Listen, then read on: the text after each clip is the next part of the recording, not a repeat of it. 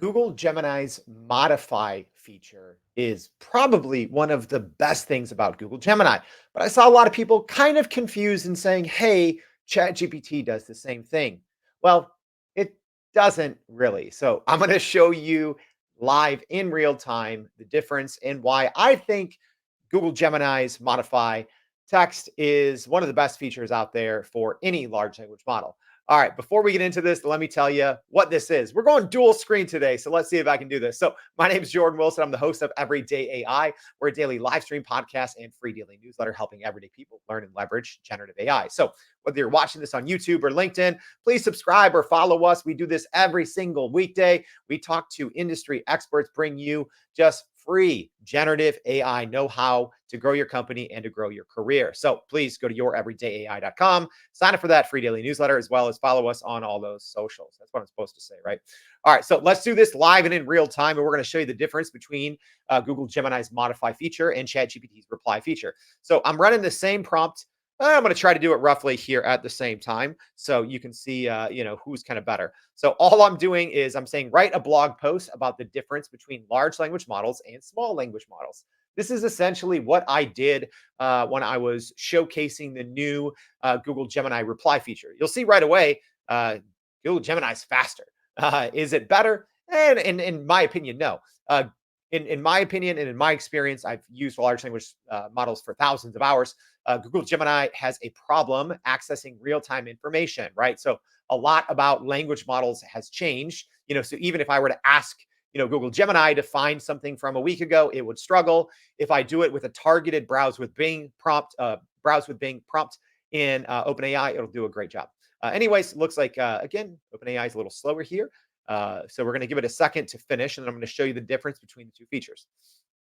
All right, and I'm going to zoom in a little bit, so hopefully we can see this. There we go. We're zooming in there on the right. So on the right side, we have Gemini. Gemini's been done for a hot minute. So, hey, good feature is Gemini's fast, right? All right. And it's also worth noting I'm using Gemini Enterprise over here on the right with my Workspace account, which is technically different than Gemini Advanced, which I have on my personal Gmail account. And on the left here, I'm just using ChatGPT 4. So both of these are paid plans, $20 a month on the left. I believe it's like $30 a month for Gemini Enterprise. All right, so let's look at the feature and how it's different. So what we're going to do is we're going to want to modify some of the language in here. And so there's not an official name for what this is. I call it in prompting or in document AI, right? So that's what we want to do is take something in the middle, swap it out, and in theory, keep everything else the same.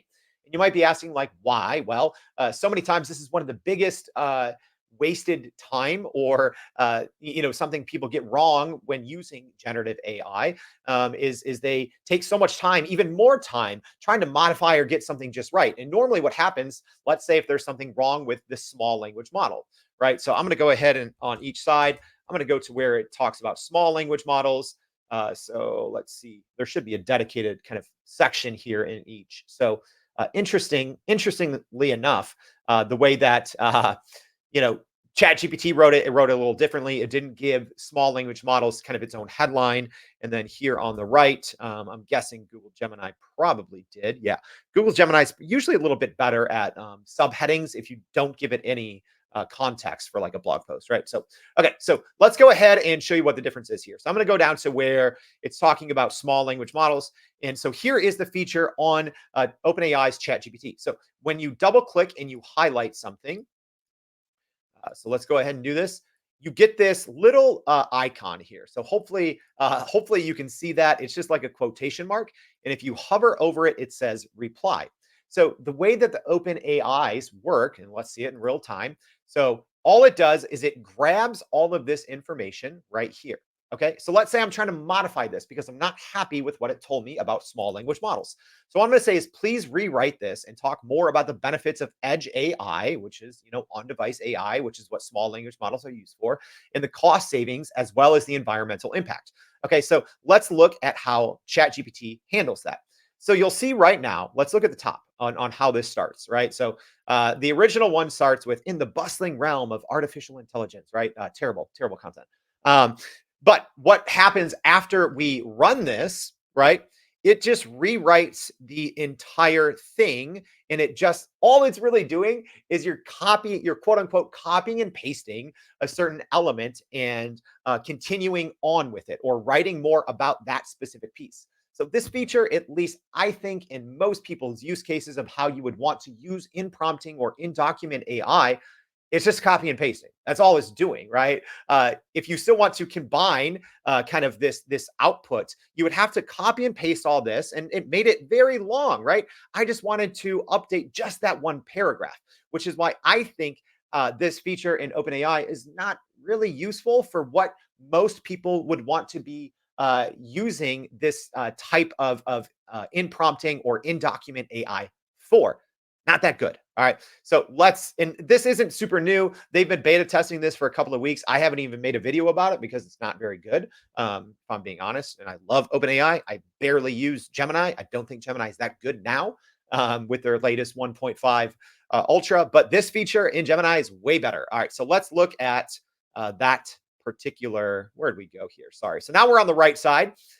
Here we go. So here's all the small language models. So I'm just going to highlight, it's a little more bullet pointed here. So let's just highlight this whole section here. And then I'm going to use the same thing. All right. So I'm a little too zoomed in. So I'm going to have to zoom out so we can see the modify button there. It pops up at the bottom of the highlighted text. There we go. So now I'm going to click modify selected text. All right. So now you'll see it is working in document. So these are two completely different things. We are comparing like apples and Space Jam. This isn't even apples and banana chips. All right. So now I'm going to click modify with the prompt. I'm going to click in the same thing and then click enter. So you'll see what's happening is it is editing in Gemini with the modify text feature. It is going to edit it within the document. So let's say if you get everything like 80% how you want it, or it's almost there and you just need to change a couple of different things. These are two completely different features. So the difference is you'll see it didn't kick out an entirely new blog post at the bottom, which is what the OpenAI feature does. That's why I've never covered it, because all it literally does is you are just copying and pasting essentially and adding on, right? But in theory, if you are highlighting something, the way that humans, work inside of a Word document, if you highlight something and if you're trying to change it, in theory, you're just trying to change it and modify it within that part. So that is like in prompting or in document AI. And you'll see that Google Gemini's modify text does that. It only edits what is in the middle there. It keeps everything that was above it and below it the same. Whereas for OpenAI's ChatGPT reply, all it really does is copy and paste. It's not really useful. Or is it useful? I don't know. I'm sure there's use cases where it is if you're trying to learn something, and there's a certain piece that you want to better explain. But let's just say, I think a lot of people might want to use these features, ChatGPT reply or Google Gemini modify text, to write long posts or to create presentations or to code.